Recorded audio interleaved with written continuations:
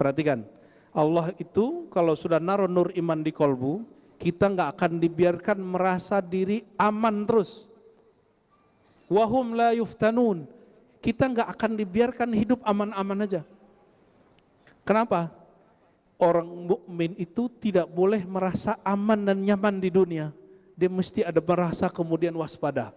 Diciptakan oleh Allah SWT mesin-mesin takdir, peristiwa-peristiwa, sosok-sosok, kejadian-kejadian yang orang tuh bikin kita takut.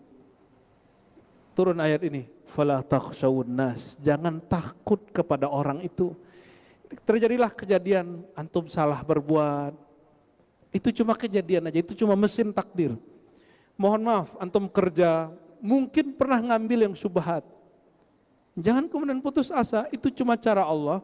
Takut kepada KPK, takut kepada BPK, takut kepada jaksa, takut ke pengadilan, atau takut kepada Allah?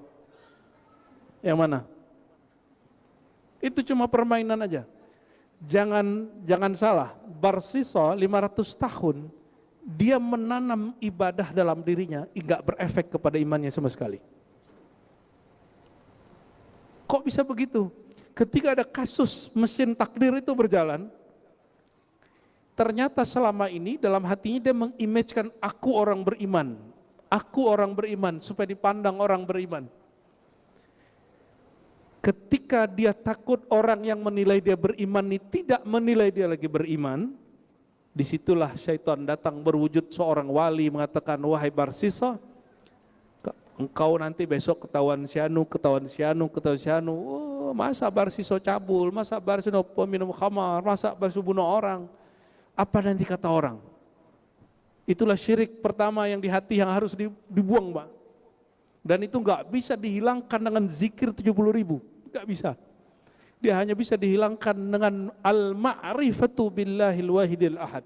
Betul-betul mengenal Allah, bukan hanya sekedar mengenal namanya, bukan sekedar mengenal sifatnya, tapi merasakan yang punya nama, yang punya sifat. Itulah yang namanya talqinuz zikr. Ditalkinkan oleh guru lewat pengetahuan dan lewat talqin tarekat-tarekat yang ada. Itu sebabnya syaitan tidak senang orang tarekat. Itu sebabnya syaitan tidak senang pada arifina billah. Kenapa? Itu yang bongkar syirik khafi dari kalbu dia. Maka coba lihat, mohon maaf, ulama su, mereka sibuk klarifikasi. Itu ciri-ciri ulama su. Itu ulama dunia.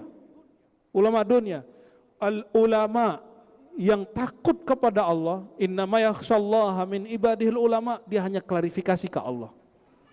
La yakhafuna laumata laim, mereka tidak pernah takut caci orang yang mencaci. Bagi dia alama khalallahu batila, seperti syair Labid yang didendangkan Nabi, selain Allah sebenarnya batil. Jadi mulai malam ini tolong coba belajar, telinganya tebel-tebel, nggak usah terlalu memikirkan apa tanggapan makhluk kepada kita. Mulailah belajar, kira-kira tanggapan Allah ke kita apa? Gimana caranya? Caranya kurangi buka sosmed. Buka sosmed yang di sini, sosial media to Allah, ya. Mulai, ya. Kata Imam Ahmad Rifai, aku diberikan satu hal yang nggak diberikan kepada pamanku Syekh Mansur. Apa itu? Aku diberikan hak, apapun fatwa qalbuku itu betul-betul langsung dari Allah. Bisa nggak begitu? Itu yang Nabi katakan, istafti qalbak, mintalah fatwa kepada qalbumu. Jadi minta